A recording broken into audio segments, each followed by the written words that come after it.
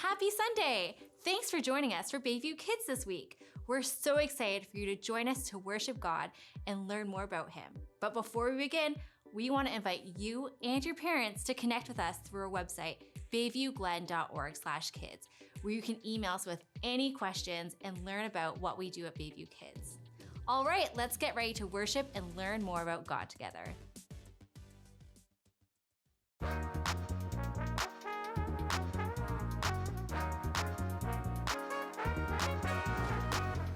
Everybody, everywhere, needs a friend who is always there. Jesus, you are the one, 'cause you showed me that you always care. When you gave your life and you rescued mine, you showed that you really do love me. So every step I take and the words I say will be filled with your love so the world can see. I wanna be the kind of friend that you are to me, Jesus. 'Cause I'm gonna be what you said to be. I know I can be, 'cause you are my friend. I'll say it again. You are my friend. I'll say it again. I can trust you, will never leave. 'Cause you said that you'll always be there for me. And you kept your word, so I know it's true. And now I can do the same things you do. When you gave your life and you rescued mine, you showed that you really do love me. So every step I take and the words I say will be filled with your love so the world can see. I wanna be the kind of friend that you are to me, Jesus. 'Cause I'm gonna be what you said to be. I know I can be, 'cause you are my friend. Yeah, you are my Say friend. it Yeah, again. you are my friend. You are my friend. Yeah, I'll say it I'll again. say it again. I'll say it again. Yeah, you show me love. You show me grace. I carry you with me to every place. Love one another, all my sisters and brothers. And when I'm in trouble, you show me you love me. When you gave your life, made a sacrifice, you showed that you really do love me. So every step I take and the words I say will be filled with your love so the world can see. I wanna be the kind of friend that you are to me, Jesus. 'Cause I'm gonna be what you said to be. I know I can be, 'cause you are my friend. Yeah, you are my friend. Say it Yeah, again. you are my friend. You are my friend. I'll say it I'll again. say it again. I'll say it again. Yeah.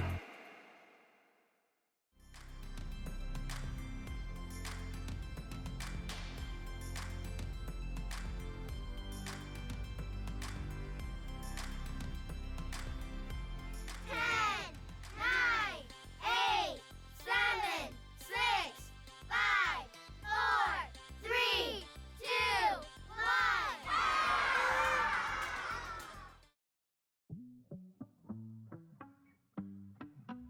You move my feet. Forever I am marching to your beat. I lift my hands. Forever I am trusting in your plans, yeah. Oh, you see me through. Oh, I'll trust in you. I'm running free because of who you are. You're light in me. It's shining like a star. I will never be the same. You're always in my heart. I'm running free because of who you are. I'm running free. I'm going God's way. He's changing me. I'm going God's way. And all my life, you have never ever left my side, no. You know what's best. Your ways are better than the rest. Oh, oh, you see me through. Oh, I'll trust in you. I'm running free because of who you are. You're light in me. It's shining like a star. I will never be the same. You're always in my heart. I'm running free because of who you are. I'm running free. I'm going God's way. He's changing me. I'm going God's way.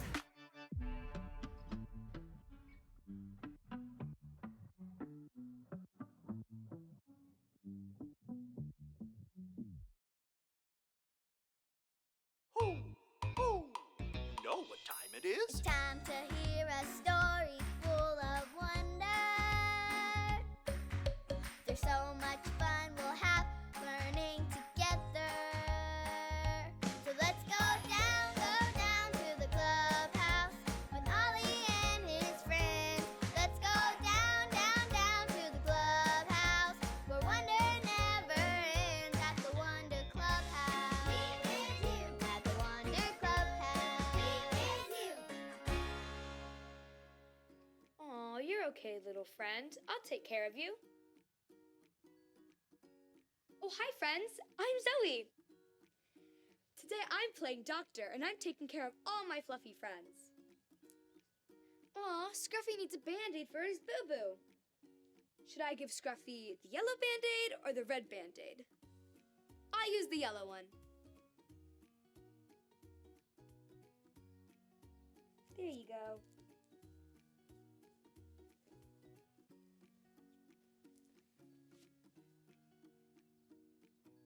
Your turn, Miss Callie. Uh-oh. Miss Callie, the cow has a fever. She needs medicine. Which spoon should I use for her medicine? Should I use the yellow spoon or the gray spoon? I use the gray spoon. This medicine will make her feel all better.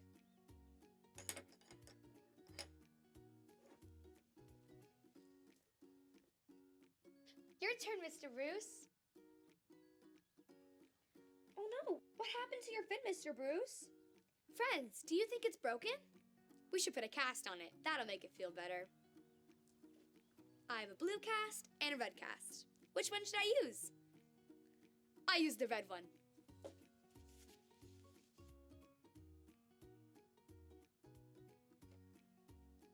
There you go. That'll make his fin feel all better.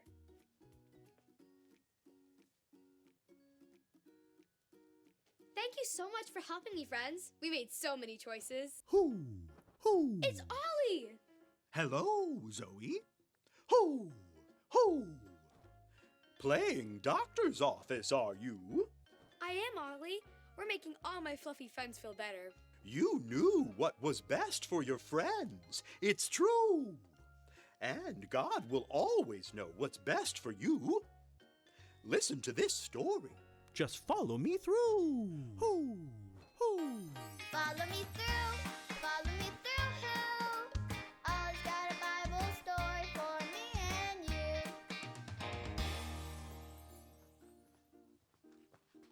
Oh, hi, friends. I'm Justin the mailman. We've been talking a lot about choices. Should I do this or should I do that? And we've learned that God always knows what's best for us. And that reminds me of a story. Are you ready to hear it? Let me just put the story mail in the mailbox.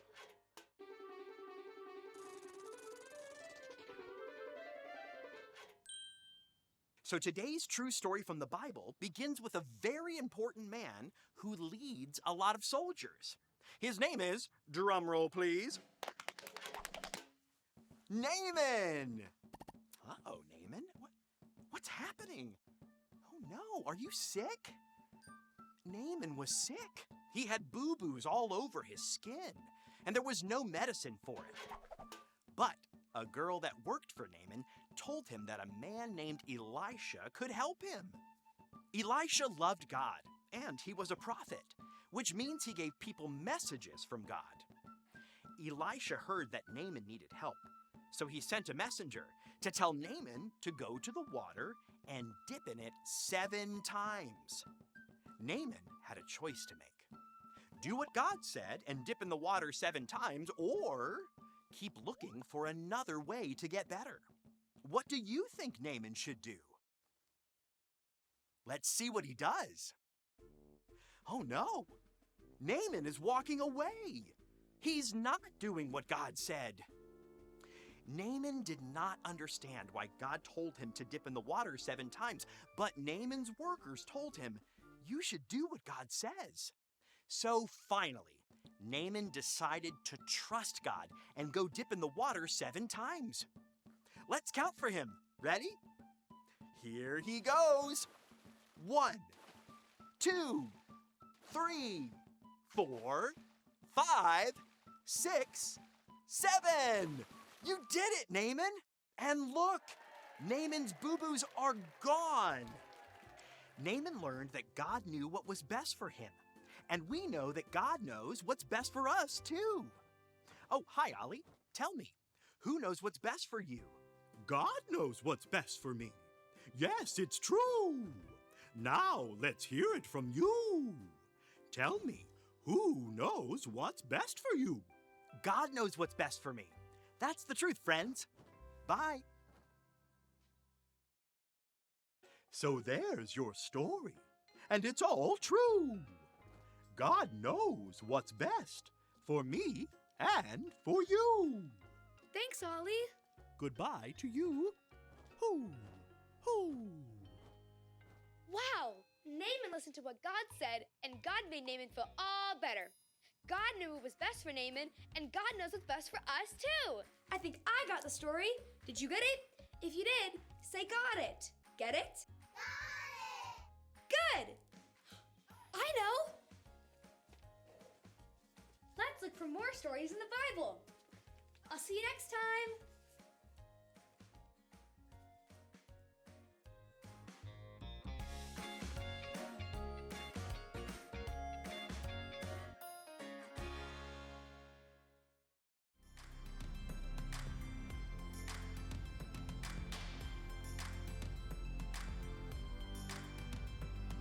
God knows everything. 1 John 3:20. God knows everything. 1 John 3:20.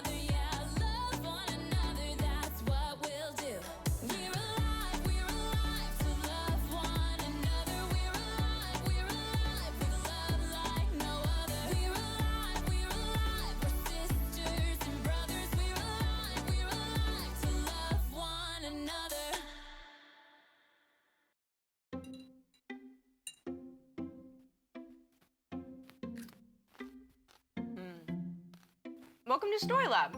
This week, we're talking about friendship. And we take a look at one of the most important things to keep a great friend. This episode of Story Lab is now in session.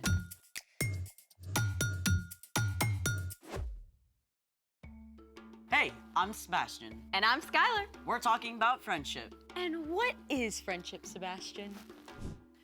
It's using your words and actions to show others you care, Skylar.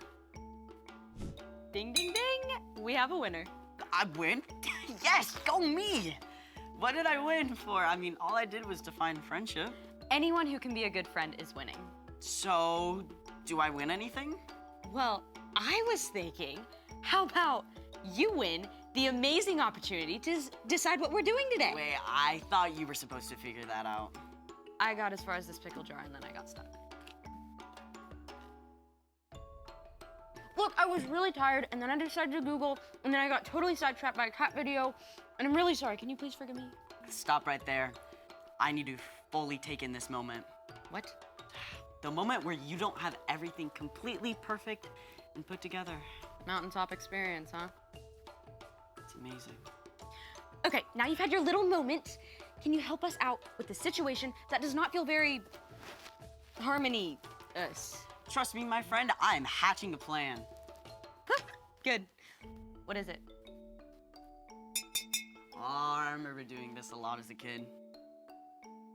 Tapping on a jar filled with brine? More or less. So, let's make it! Should I pour this out? Nope, keep that jar right there. Okay, yes, sir. What are we doing? Step 1, line up 7 clear jars. It's easier if they're all the same size. Step 2, fill the first jar just below the rim.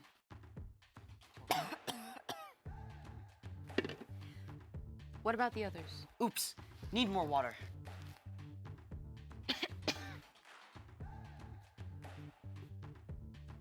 Okay, I'm back. Okay, so the second jar gets about a quarter cup less. Hey, what happened to my water?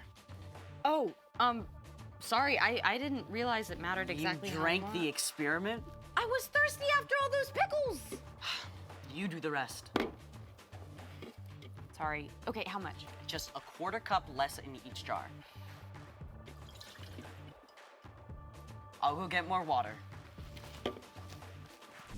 Are we ready? You know, it should be possible to complete a scientific experiment without food coloring. Possible, yes. Fun, no. You don't have to add rainbow food coloring, but it can help you remember which note is which. See, we already have a green.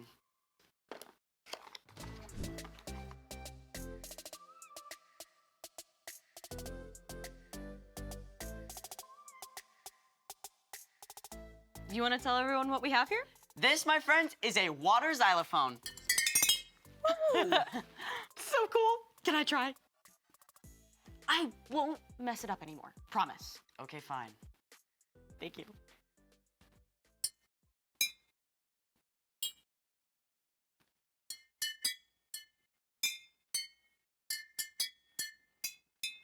Thank you. Wait, it's your birthday? In like 7 months. You play something.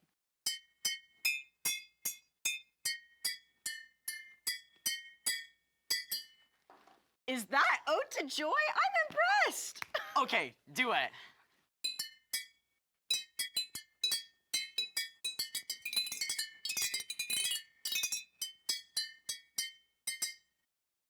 I'm not sure if that was harmony. But it was fun. Does that mean you forgive me for messing things up? Yeah, I guess. Which reminds me, it's time for... The story before the story. Today, we're in the book of Colossians. Colossians is one of 21 letters in the New Testament, written by the leaders of the early church to new Jesus followers. The apostles wanted everyone to know about the radical new way Jesus wants us to live. In the Roman Empire, people like women, children, poor people, and enslaved people were viewed as worthless, with no hope of something better. But within the church, all people were viewed as equal because the believers knew that God loves everyone. But the Apostle Paul heard that some false teachers were spreading lies about who Jesus is and what it means to follow him. So Paul wrote a special letter to set the record straight. Which is where our story starts. Take it away. Hey everyone, I'm Padma. The Apostle Paul was pretty upset when he discovered false teachers were spreading lies about Jesus. So, even though he was under house arrest at the time, he wrote a letter to remind them of the truth. The Son is the exact likeness of God who can't be seen. The Son is first, and he is over all creation. Paul made it clear Jesus shares God's power, and that it's only through following Jesus that we can live a life pleasing to God. Toward the end of the letter, Paul got down to the nitty-gritty of what that looks like. Put up with one another. Forgive one another if you are holding something against someone. Forgive, just as the Lord forgave you. Short and sweet, huh? But wow, there's a lot packed inside. First off, put up with one another. That means treating each other with kindness, even if your friend doesn't agree with you about everything. Let's be real. People are gonna do and say things that bug you, even your friends. If you turn your back on everyone that annoys you, you're gonna be awfully lonely. Now, let's take a look at the second part of the verse. Forgive one another if you're holding something against someone. Okay, let's say you're in PE class and your friend picked someone else for the team when you thought they should have picked you. At first, it just bugs you a little, like a pebble that got stuck in your shoe. But after you think about it for a little, what your friend did seems to get bigger and bigger and heavier until it's like a giant weight that you're carrying. As long as you keep thinking about it and holding on to that weight, it will get between you and your friend. In fact, if you don't let it go, you may lose your friend altogether. Not only that, but holding on to this heavy weight takes up all your energy for doing other things too. Thankfully, God made a way for us to let go of whatever we're holding against our friends or anyone else. Paul wrote in his letter to the Romans, "But here is how God has shown his love for us. While we were still sinners, Christ died for us." God did not wait for us to get our act together before coming to rescue us. Instead, Jesus chose to give up his life for us while we were still a mess. God moved first to make a way for us to be forgiven. And because of that, we don't need to demand that someone else get it right before we choose to forgive. When you choose to forgive, it's like you're letting go of that huge, heavy weight, and there's a much better chance that your friendship can be repaired. Now, forgiving a friend does not mean that what they did was okay or that you have to let them keep hurting you. It simply means that you're leaving room for God to make things right. You don't have to carry around that heavy weight anymore.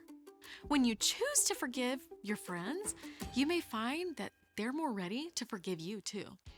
Let's see our verse all together again. Put up with one another. Forgive one another if you're holding something against someone. Forgive just as the Lord forgave you. Paul went on to write, "Let the peace of Christ rule in your hearts. As parts of one body, you were appointed to live in peace." We can only live in true peace and friendship with others when we make the choice to let go and forgive. The end. Wow, that's a hard one. Yeah, I mean, I hardly ever feel like forgiving. It's easier to keep focusing on how someone has wronged me. That's right. Forgiveness has to be a choice. So, what's our part in the story? Paul wanted the Colossians to see just how important Jesus is. And when you're following Jesus, it becomes easier to show love to others. Like through forgiveness. Exactly. And it's often the people we're closest to and love most that hurt us, even if they don't mean to. People like our friends and family. One of the best ways to maintain your relationship is to be quick to forgive. Like if you feel like one of your friends is ignoring you, you can forgive. If a friend says something hurtful to you, you can forgive. If your friend crashed your new bike, you can forgive. Exactly. You should never let someone keep hurting you, but in many cases, forgiveness can be the glue that helps friends stick together. All you have to do is let it go, let it go. If your friend starts singing overdone musical numbers, you can forgive. I think you've got it. See you next time. Bye. So here's the thing. Friends forgive one another. Thanks for forgiving me and for figuring out our experiment. Anytime. No! We're supposed to put up with each other, right? I'm not sure that includes Baby Shark. Thanks for joining us in the Story Lab. See you next time. No Baby Shark.